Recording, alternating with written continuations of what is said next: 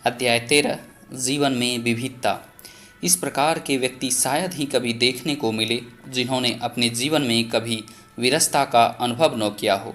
क्या आपको अपने जीवन में कभी कभार विरसता और एकरसता का अनुभव हुआ है? क्या आपको आसपास के बुरे कामों को देखकर नफरत सी हुई है? क्या आपको वे लोग कभी बुरे लगे हैं जो आपके साथ काम करते हैं? क्या कभी आपका मन खिले पुष्पों के समान नहीं बल्कि मुरझाए पुष्पों जैसा प्रतीत हुआ है? क्या कभी आपको अपने जीवन से उकताहट महसूस हुई है? क्या आप अपने प्रतिदिन के कार्यों में कोई रुचि नहीं ले पा रहे हैं? क्या अकस्मात आपका मन बुझ सा गया है? यदि इन लक्षणों से आप थोड़े बहुत आक्रांत हैं तो इन्हें अपने पास से चलता कर दीजिए। इन्हें दूर करने का दृढ़ निश्चय करिए। चिंता मत करिए, यह कोई संक्रामक अथवा जानलेवा रोग नहीं है, बल्कि एक साधारण सी समस्या है और इस समस्या का नाम है विरसता अथवा एक रास्ता। जब एक ही काम नित्य प्रतिदिन किया जाता है तो उसके प्रति एक रास्ता उत्पन्न हो जाती है। मेरे एक मित्र हैं जो पोस्ट ऑफिस के टेलीग्राफ डिपार्टमेंट में कार्यरत हैं। एक लंबी अवधि तक कार्य करने के बाद एकाएक उस कार्य से उन्हें विरसता उत्पन्न हो गई।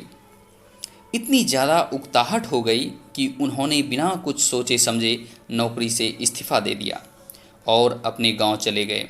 वहां वह अकेले अपने पुराने और छोटे से मकान में जाकर रहने लगे। कहना न होगा कि पत्नी और बच्चों ने गांव में रहना गवारा नहीं किया। थोड़ी सी ज़मीन थी जो बड़े दिनों से उदास और सूनी पड़ी थी, उनको देखते ही मानो खिल उठी। अब वे खुद रोटियां बनाते, खेती करते और छोटी छोटी कविताएं और नाटक लिखते। जिसको लिखने का शौक़ उन्हें कॉलेज के ज़माने से ही था। खाली समय में वे चारपाई पर पैर फैलाकर लोट लगाते। यहाँ उन्हें जीवन का वह सुकून मिल रहा था जिसे वे कभी भूल नहीं सके थे। धीरे धीरे उनकी कविताएं पत्रिकाओं में छपने लगी। इससे उनको इनकम भी होने लगी। उनकी सारी उदासी, सारी एक रास्ता दूर हो गई और मन में सुगंधित पुष्प फिर से खिल उठे। एक दिन शहर में जब वे किसी काम से आए थे तो मैंने उनसे पूछा, यह सब परिवर्तन अपने जीवन में तुमने क्यों किया? वे बोले, मेरे पास कभी कभी एक वृद्ध महाशय टेलीग्राम देने आया करते थे। मेरे अंदर जो परिवर्तन हुआ उसका रहस्य मैंने उन्हीं से जाना था।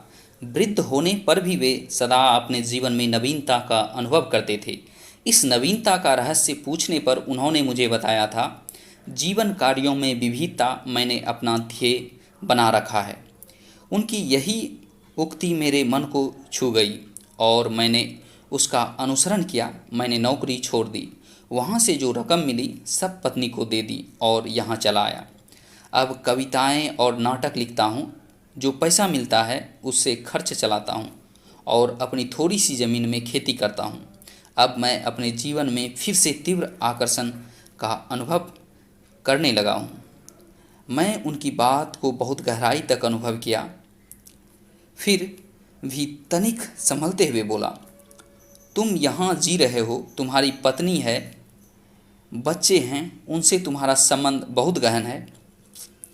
मेरी बात को सुनकर वे हौले हौले मुस्कुराने लगे। फिर उन्होंने कहा, संसार में हमारे जितने भी संबंधी हैं या जिन वस्तुओं से हम जुड़े हैं उनसे हमारा एक अस्थायी भावनात्मक संबंध होता है। हम उनके मोह बंधन में फंस जाते हैं और यही हमारे दुखों का मूल कारण बनता है। लेकिन सत्य इसके विपरीत है। कोई भी संबंध, चाहे वह किसी सगे से हो या पराये से, पत्नी से हो या बच्चों से, धन से हो या संपत्ति से, अस्थायी नहीं है। उसे एक न एक दिन टूटना ही है। अतः हमें सांसारिक सुख साधनों अथवा संबंधों से बिना कोई मोह रखे यह अनुभव करना चाहिए कि वे हमसे अलग हैं। उन्होंने कहा, हम इस संसार का प्रत्येक व्यक्ति और वस्तु प्रतिक्षण परिवर्तित होते देख रहे हैं। यहाँ कुछ भी सदैव समान रूप से नहीं रहता। सुख और संपन्नता की तरह दुख तथा समस्याएं भी सदैव नहीं रहने वाली है। वे भी एक दिन दूर हो जाएंगी। यह प्रकृति का अटल नियम है। मोह के कारण ही हमारे अंदर अज्ञान, घृणा, क्रोध, द्वेष और चिंता तथा पक्षपात आदि के मनोवेग उत्पन्न होते हैं। अतः हमें सदैव अपने मोह को त्यागने, निस्वार्थ प्रेम को अपनाने तथा परमात्मा का भाव अनुभव करने का प्रयत्न करना चाहिए। मोह से मुक्त होने के बाद आप संकटों, कष्टों तथा कठिनाइयों में भी आनंदपूर्ण एवं संतुलित रह सकते हैं। अपने मित्र के मुख से इतनी ज्ञानपूर्ण बातों को सुनकर मैं अवाक रह गया।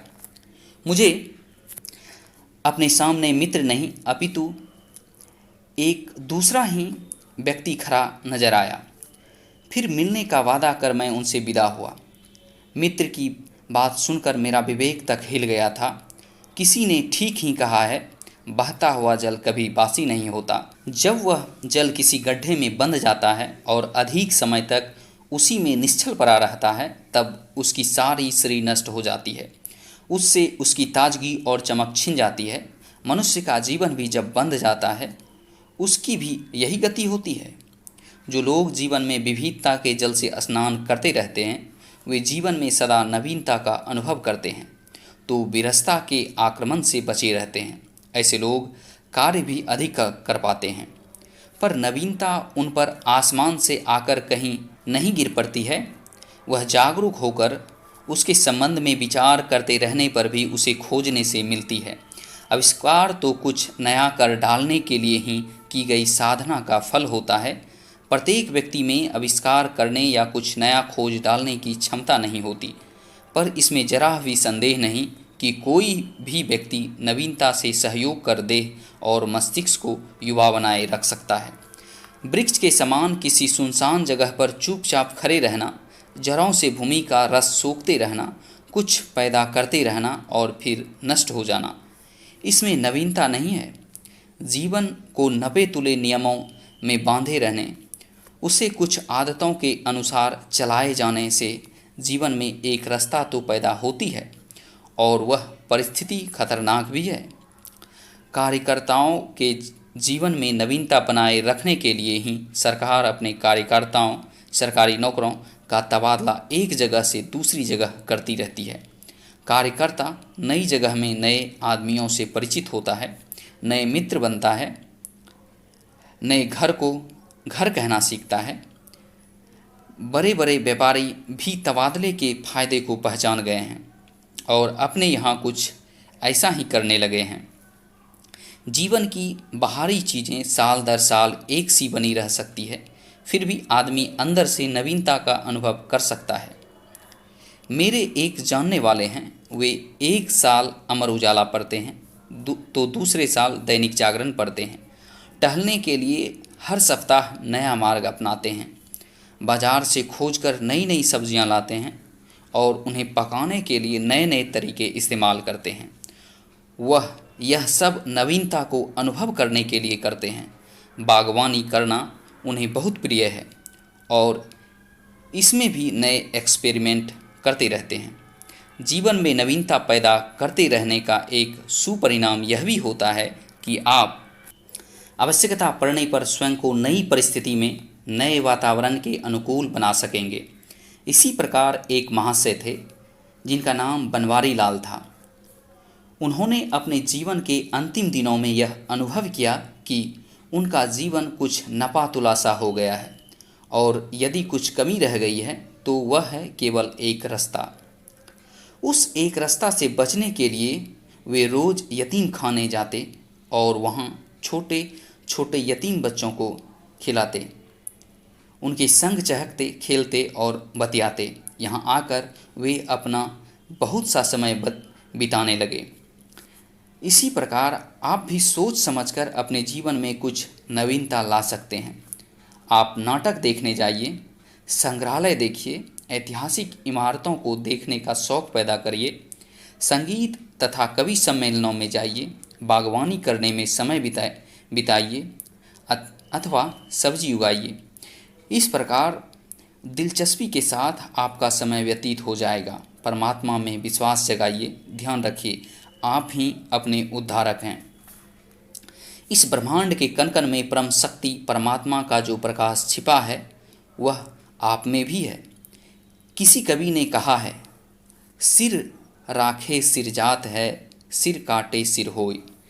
जैसे बाती दीप की कटे उजाला होय।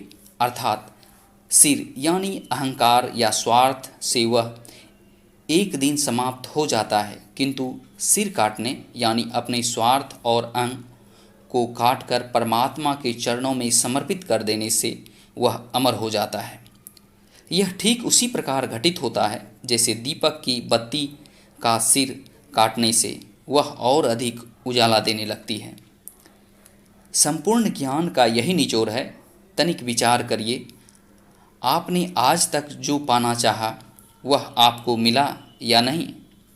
यदि आपकी चाहत आपके जीवन के लिए आवश्यक थी और आपने उसके लिए पूरे मन से प्रयत्न किया होगा तो वह अवश्य मिली होगी। कम या अधिक यह दूसरी बात है। आप पूरे विश्वास के साथ परमात्मा से जो कुछ मांगेंगे वह आपको अवश्य मिलेगा, लेकिन उसके लिए मन, वचन और कर्म से पूर्ण प्रयत्न करना होगा। यह प्रयत्न करने के लिए कोई देवी देवता नहीं आएगा, वह प्रयत्न आपको स्वयं ही करना होगा। आपको ही अपने जीवन में विविधता लानी होगी। धन्यवाद। आवाज़ किताबों की।